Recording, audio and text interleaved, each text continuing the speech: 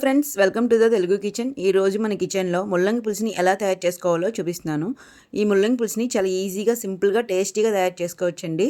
ఇప్పుడు ఈ ముల్లంగి పులుసుని ఎలా తయారు చేసుకోవాలో మన వీడియోలో చూసేద్దాం. ఇక్కడ ముల్లంగి పులుసుని తయారు చేసుకోవడానికి ఒక ముల్లంగి కట్టుని తీసుకున్నాను. ఈ ముల్లంగి కట్టుకున్న దుంపలన్నీ తీసేసి ఓన్లీ ఆకులతో ముల్లంగి పులుసు చేస్తున్నాను. ఈ ముల్లంగి ఆకుల్ని కట్ చేయకుండా ఈ విధంగా కడుక్కున్న తర్వాత వీటిని కట్ చేసుకొని ముల్లంగి పులుసు చేసుకోవాలి. ఈ ముల్లంగి ఆకుల్ని ఇలా ఒక 2-3 సార్లు కడుక్కున్న తర్వాత వీటిని కట్ చేసుకోవాలి. చాలామంది ఆకుకూరల్ని కట్ చేసి కడిగేసుకుంటారు. అలా కాకుండా ఇలా కడిగేసుకొని కట్ చేసుకుంటే ఇందులో ఉన్న పోషకాలు అనేవి బయటకు పోకుండా ఉంటాయి. ఇలా నీట్గా కడుక్కున్న తర్వాత ఇలా కన్నాలు ఉన్న ఒక ప్లేట్లోకి వేసుకుని వాటర్ అంతా ఆరిపోయిన తర్వాత ఈ ముల్లంగి ఆకుల్ని ఈ విధంగా కట్ చేసుకోవాలి. ఈ ముల్లంగి ఆకుల్ని అన్ని ఆకుకూరలా కాకుండా చిన్న చిన్న ముక్కలుగా కట్ చేసుకోవాలి. ఇలా కట్ చేసుకున్న తర్వాత దీన్ని సైడ్ పెట్టుకుందాం.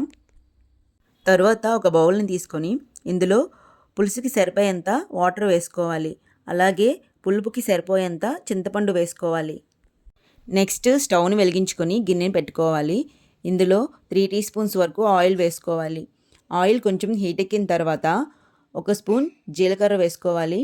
అలాగే 1 స్పూన్ పోపులు వేసుకోవాలి. ఈ పోపులు కొంచెం చిటపటమన్న తర్వాత కట్ చేసుకున్న ఉల్లిపాయ ముక్కల్ని వేసుకోవాలి. ఈ పోపులో 3 ఎండుమిరపకాయలు అలాగే 3 పచ్చిమిరపకాయలు వేసుకోవాలి. అలాగే ఒక 6-7 వరకు వెల్లుల్లి రెబ్బల్ని కూడా వేసుకోవాలి. తర్వాత లాస్ట్లో కొంచెం కరివేపాకు వేసుకొని ఈ పోపు అంతా గోల్డెన్ బ్రౌన్ కలర్ వచ్చేంత వరకు ఫ్రై చేసుకోవాలి. పోపుని ఈ విధంగా కలుపుకుంటూ ఫ్రై చేసుకున్న తర్వాత పోపు చూడండి చక్కగా వేగిపోయింది. ఈ పోపు వేగిన తర్వాత ఇందులో మనం కట్ చేసుకున్న ముల్లంగి ఆకుల్ని వేసుకోవాలి. ఇలా ముల్లంగి ఆకుని వేసుకున్న తర్వాత మంటని హై ఫ్లేమ్లో పెట్టి 2 నిమిషాలు ఫ్రై చేసుకోవాలి. ముల్లంగి ఆకుని ఇలా ఫ్రై చేసుకున్న తర్వాత మంటని మీడియం ఫ్లేమ్లో పెట్టి దీనిపైన మూత పెట్టుకుని ఇంకో 5 నిమిషాలు ఈ ఆకుని మగ్గనివ్వాలి. 5 నిమిషాల తర్వాత మూత తీసుకుని ఈ ముల్లంగి ఆకుని ఒకసారి ఈ విధంగా కలుపుకోవాలి. ఇలా కలుపుకున్న తర్వాత ముల్లంగి పులుసు కోసం టేస్ట్కి సరిపడ్డ సాల్ట్, 1 స్పూన్ కారం, 1/2 టీ స్పూన్ పసుపు, 1/2 teaspoon garam masala, 1 spoon ధనియా జీరా పొడి వేసుకుని వీటిని ఈ విధంగా ఒకసారి కలుపుకోవాలి. ఈ మసాలాలన్నీ ఆకుకు పట్టేటట్లు కలుపుకున్న తర్వాత మనం ఫస్ట్ నానబెట్టుకున్న చింతపండు రసాన్ని ఇందులో వేసుకోవాలి. ముల్లంగి పులుసు చేసేటప్పుడు పులుపు కొంచెం ఎక్కువగా ఉంటేనే ముల్లంగి పులుసు టేస్ట్గా ఉంటుంది. ఇలా చింతపండు రసాన్ని వేసుకున్న తర్వాత ఈ పులుసు అంతా తెరలే వరకు దీనిపైన మూత పెట్టుకొని ఉడికించుకోవాలి. ఇలా మధ్య మధ్యలో మూత తీసుకొని పులుసు తెరలిందా లేదా చూసుకోవాలి.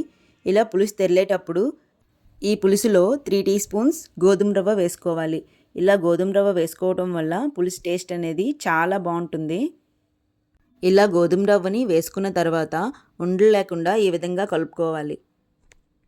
ఉండలు లేకుండా కలుపుకున్న తర్వాత దీనిపైన మూత పెట్టుకుని మంటని మీడియం ఫ్లేమ్లో పెట్టి 5 నిమిషాలు ఉడికించుకోవాలి. ఇలా 5 నిమిషాలు ఉడికించుకున్న తర్వాత చూడండి పులుసు చక్కగా రెడీ అయిపోయింది. ఈ పులుసు చల్లగా అయిన తర్వాత అన్నంతో కానీ రాగి సంకటితో కానీ తింటే చాలా టేస్టీగా ఉంటుంది. చాలామంది ముల్లంగి ఆకుల్ని పడేస్తూ ఉంటారు. అలా కాకుండా ఈ ముల్లంగి ఆకులతో ఈ విధంగా పులుసుని ట్రై చేయండి, చాలా టేస్టీగా ఉంటుంది. ఈ ముల్లంగి పులుసు రెసిపీ మీకు నచ్చితే ప్లీజ్ లైక్ చేయండి, షేర్ చేయండి, సబ్స్క్రైబ్ చేయండి, పక్కనే ఉన్న బెల్ ఐకాన్ని క్లిక్ చేయండి.